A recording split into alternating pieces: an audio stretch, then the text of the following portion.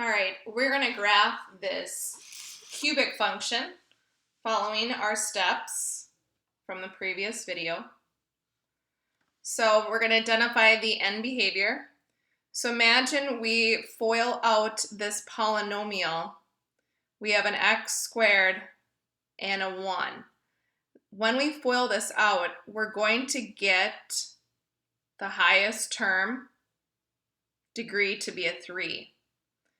So we say that the shape of this graph is going to be a snake or a cubic function.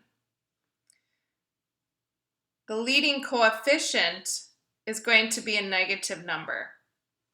So our end behavior is going to rise on the left and fall on the right.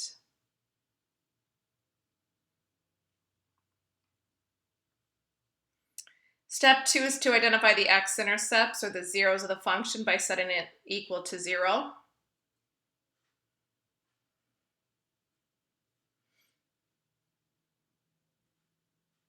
It is in factored form, so we set those factors equal to 0 and solve for x. Well, this is a repeated 0 that has a multiplicity of 2. So it's going to bounce off when we find the x-intercept. So I'm just going to set one factor, x minus 1, equal to 0. I'm going to undo it to get positive 1. So I'm going to have an x-intercept at 1 with a multiplicity of 2 that's going to bounce off. The second one is subtracting 2. This is a multiplicity of 1. There's just one of them.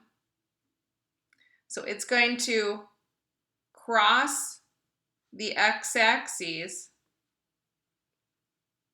at negative 2, 0. Next, we're going to find that y-intercept by evaluating the function for 0.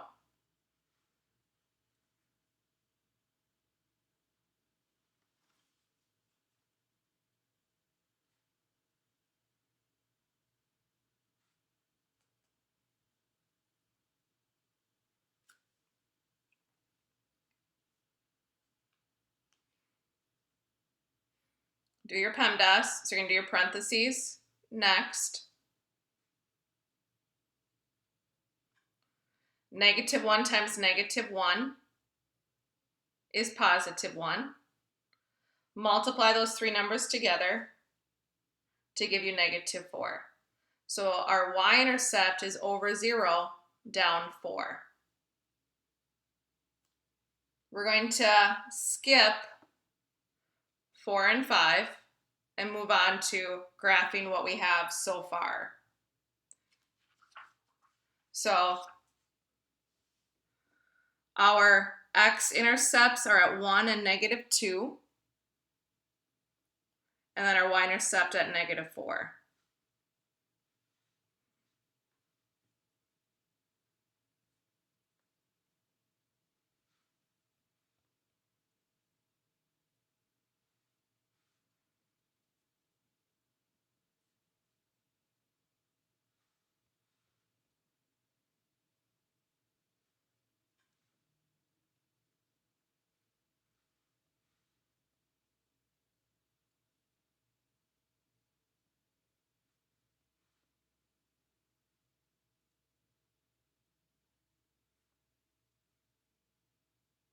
Okay, so just writing those things so I can then graph them. All right, so let's go ahead and label our axes.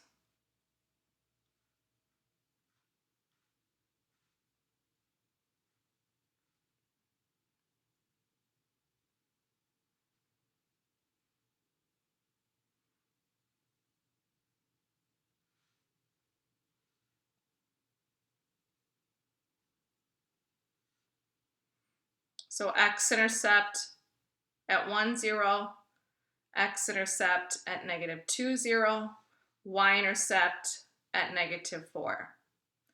The end behavior will come next.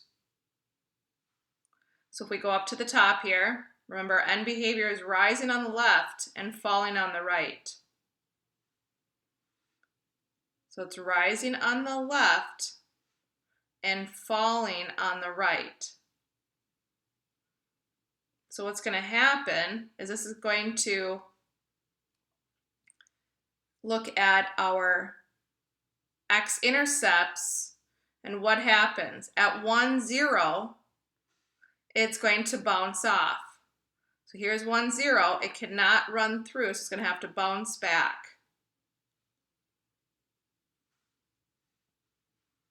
This is bouncing back, running through here. Now it might fall and then run, and then this x-intercept has to run through. Now there's some relative minimum here. This we'd have to use our graphic calculator or approximate by evaluating the function maybe for f of -1 and see what you get. How low does that go? This point here is your relative max.